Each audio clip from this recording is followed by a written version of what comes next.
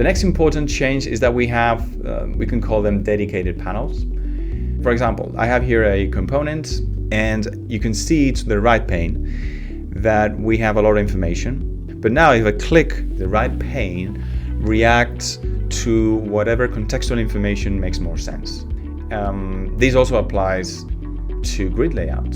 Let's just build very quickly a very simple grid CSS layout. And here, Penpot is reacting to what we believe is the most useful contextual information and attribute changing and editing aspects. When I exit, I have my default right pane, which is trying to convey as much information as possible when there is no such thing as a zoomed in interaction.